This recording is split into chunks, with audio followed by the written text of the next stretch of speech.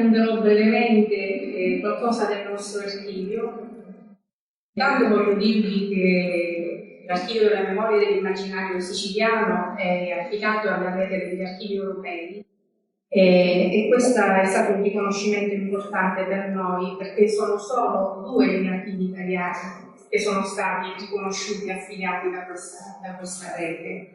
L'Archivio della Memoria dell'Immaginario Siciliano rappresenta il patrimonio immateriale delle sette in tasca. Sin dal 2005 noi raccogliamo queste narrazioni che hanno avuto provenienze diverse, inizialmente dal progetto dell'atelier di scrittura che abbiamo realizzato nel territorio, e poi dal progetto di lettura, e infine dagli autori non solo siciliani, italiani ed esteri che hanno partecipato al premio Trinachia. Le storie biografiche e autobiografiche di persone comuni sono storie che riempiono dei vuoti della storia ufficiale. Voi dovete immaginare che noi abbiamo nel nostro archivio una variegata possibilità di esaminare la storia da diversi punti di vista, dal punto di vista emozionale.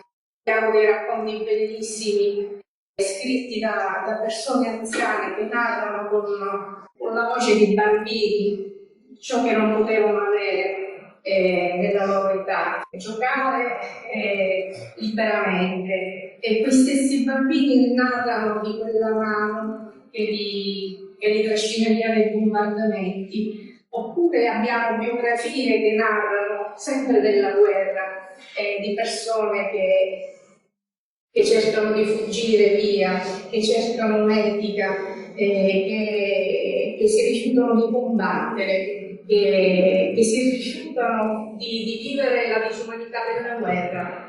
E abbiamo testimonianze anche di ragazzi molto giovani che hanno parlato del distanziamento sociale, hanno partecipato alla 6ª edizione del premio Trinachia. Nel nostro archivio ci sono documenti più variegati. Dovete immaginare che noi arrivano da scritti attraverso gli indirizzi email, oppure ci arrivano dei documenti sapientemente piegati anche a mano, oppure sono scritti che sono stati creati da un tipografo, impreziositi poi da foto, da disegni, addirittura anche da fiori, perché per molti autori consegnare la loro narrazione al nostro archivio è un dono per tutti noi volontari, alla comunità, restituire queste scritture e fare in modo che queste siano fruite da più persone possibili.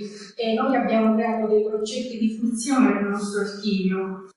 Abbiamo un gruppo di narrazione, abbiamo un gruppo di lettura. Noi leggiamo testi dell'archivio, discutiamo, poi incontriamo anche gli autori.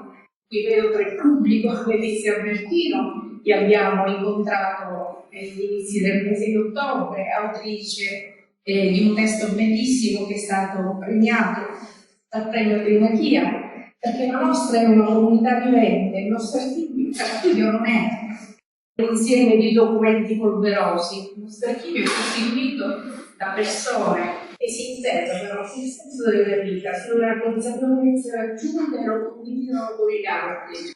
E per noi questo archivio ha un valore enorme, perché ha un significato per noi essenziale, quello di far riflettere gli altri sulla possibilità di condividere uno spazio e vivere con un sentimento di reciprocità, di conoscere se stessi, la nostra storia, anche se a volte viviamo degli episodi che ci fanno soffrire, però noi siamo la somma di tutto quello che abbiamo vissuto, e così il nostro archivio è la somma di tutte le storie che ci vengono donate.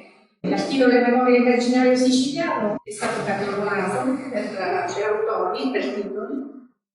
Voi potete consultarlo in una piattaforma digitale e poi c'è la possibilità di seguire le videonarrazioni su un canale YouTube che è stato dedicato a questo progetto, che si chiama Atelier dell'immaginario non biografico. Questo è il progetto che ingloba tutte le nostre attività. E poi è possibile seguirci sui canali social. Ci possiamo finalmente nuovamente incontrare in presenza e, come è stato detto, ci sono diversi incontri da qui fino a dicembre che sosterranno chi vorrà intraprendere questo viaggio nella scrittura e autobiografica o biografica insieme a noi volontari e al nostro presidente, che è il nostro mentore e ci guida in questo percorso, perché è un formatore autobiografico. Grazie.